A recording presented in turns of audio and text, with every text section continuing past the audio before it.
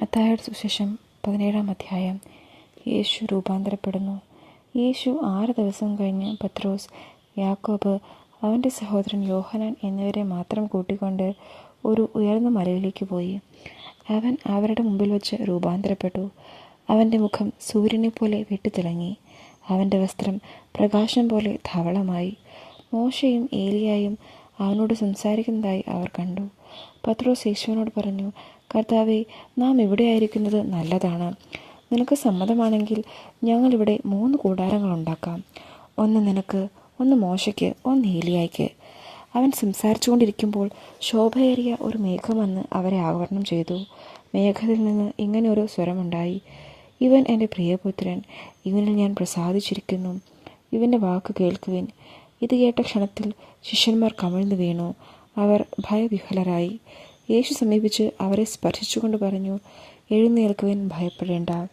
അവർ കണ്ണുകളുയർത്തി നോക്കിയപ്പോൾ യേശുവിനെ അല്ലാതെ മറ്റാരെയും കണ്ടില്ല.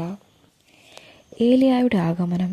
മലയിൽ നിന്ന് ഇറങ്ങിയപ്പോൾ യേശു അവരോട് ആജ്ഞാപിച്ചു, മനുഷ്യപുത്രൻ മരിച്ചവരിൽ നിന്ന് ഉയർപ്പിക്കപ്പെടുന്നതുവരെ നിങ്ങൾ ഈ ദർശനത്തെപ്പറ്റി ആരോടും പറയരുത്. ശിഷ്യന്മാർ അവനോട് ചോദിച്ചു, ആദ്യം ഏലിയ വരണമെന്ന് നിയമജ്ഞർ പറയുന്നത് എന്തുകൊണ്ട്? അവൻ പറഞ്ഞു, ഏലിയ വന്ന് എല്ലാം പുനഃസ്ഥാപിക്കുക തന്നെ ചെയ്യും. എന്നാൽ ഞാൻ നിങ്ങളോട് പറയുന്നു, ഏലിയ വന്നു കഴിഞ്ഞു, എങ്കിലും അവർ അവനെ മനസ്സിലാക്കിയില്ല.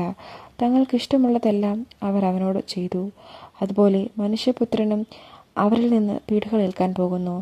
സ്നാപക യോഹന്നാനെ പറ്റിയാണ് അവൻ തങ്ങളോട് സംസാരിച്ചതെന്ന് അപ്പോൾ ശിഷ്യർക്ക് മനസ്സിലായി.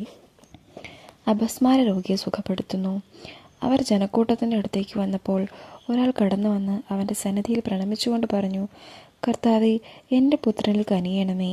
അവൻ അപസ്മാരം പിടിപെട്ട് വല്ലാതെ കഷ്ടപ്പെടുന്നു. പലപ്പോഴും അവൻ തീയിലും വെള്ളത്തിലും വീഴുന്നു. ഞാൻ അവനെ നിന്റെ ശിഷ്യന്മാരുടെ അടുത്ത് കൊണ്ടുവന്നു, പക്ഷേ അവനെ സുഖപ്പെടുത്താൻ അവർക്ക് കഴിഞ്ഞില്ല. യേശു പ്രതിവിധിച്ചു, വിശ്വാസമില്ലാത്തതും വഴിപിഴച്ചതുമായ തലമുറയെ, എത്രനാൾ ഞാൻ നിങ്ങളുടെ കൂടെ ഉണ്ടായിരിക്കും? എത്രനാൾ ഞാൻ നിങ്ങളോട് ക്ഷമിച്ചിരിക്കും? അവനെ ഇവിടെ എൻ്റെ അടുത്ത് കൊണ്ടുവരിക. യേശു അവനെ ശാസിച്ചു. പിശാച് അവനെ വിട്ടുപോയി. തൽക്ഷണം ബാലൻ സുഖം പ്രാപിച്ചു. അനന്തരം ശിഷ്യന്മാർ തനിച്ച് യേശുവിനെ സമീപിച്ച് ചോദിച്ചു, എന്തുകൊണ്ടാണ് അതിനെ ബഹിഷ്കരിക്കാൻ ഞങ്ങൾക്ക് കഴിയാതെ പോയത്? യേശു പറഞ്ഞു, നിങ്ങളുടെ അല്പവിശ്വാസം കൊണ്ട് തന്നെ. സത്യമായി ഞാൻ നിങ്ങളോട് പറയുന്നു, നിങ്ങൾക്ക് കടുകുമണിയോളം വിശ്വാസമുണ്ടെങ്കിൽ ഈ മലയോട് ഇവിടെ നിന്ന് മാറി മറ്റൊരു സ്ഥലത്തേക്ക് പോവുക എന്ന് പറഞ്ഞാൽ അത് മാറിപ്പോകും. നിങ്ങൾക്ക് യാതൊന്നും അസാധ്യമായിരിക്കുകയില്ല. പീഡാനുഭവവും ഉത്ഥാനവും 2-ാം പ്രവചനം.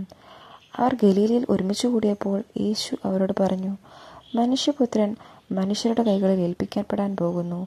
അവർ അവനെ വധിക്കും, എന്നാൽ 3-ാം ദിവസം അവൻ ഉയർപ്പിക്കപ്പെടും. ഇത് കേട്ട് അവർ അതീവ ദുഃഖിതരായിത്തീർന്നു. നികുതിയെക്കുറിച്ച്. അവർ കഫർനാമിൽ എത്തിയപ്പോൾ ദേവാലയ നികുതി പിരിക്കുന്നവർ പത്രോസിൻ്റെ അടുത്ത് ചെന്ന് ചോദിച്ചു, നിങ്ങളുടെ ഗുരു നികുതി കൊടുക്കുന്നില്ലേ? അവൻ പറഞ്ഞു, ഉവ്വ്. പിന്നീട് വീട്ടിലെത്തിയപ്പോൾ യേശു ചോദിച്ചു, ശിമിയോനെ, നിനക്കെന്ത് തോന്നുന്നു? ഭൂമിയിലെ രാജാക്കന്മാർ ആരിൽ നിന്നാണ് നികുതിയോ ചുമക്കമോ പിരിക്കുന്നത്? തങ്ങളുടെ പുത്രന്മാരിൽ നിന്നോ അന്യരിൽ നിന്നോ? അന്യരിൽ നിന്ന്. പത്രോസ് മറുപടി പറഞ്ഞു. യേശു തുടർന്നു, അപ്പോൾ പുത്രന്മാർ സ്വതന്ത്രരാണല്ലോ. എങ്കിലും അവർക്ക് ഇടർച്ചയുണ്ടാകാതിരിക്കാൻ നീ കടലിൽ പോയി ചൂണ്ടയിടുക. ആദ്യം ലഭിക്കുന്ന മത്സ്യത്തിൻ്റെ വായ തുറക്കുമ്പോൾ ഒരു നാണയം കണ്ടെത്തും. അതെടുത്ത് എനിക്കും നിനക്കും വേണ്ടി അവർക്ക് കൊടുക്കുക.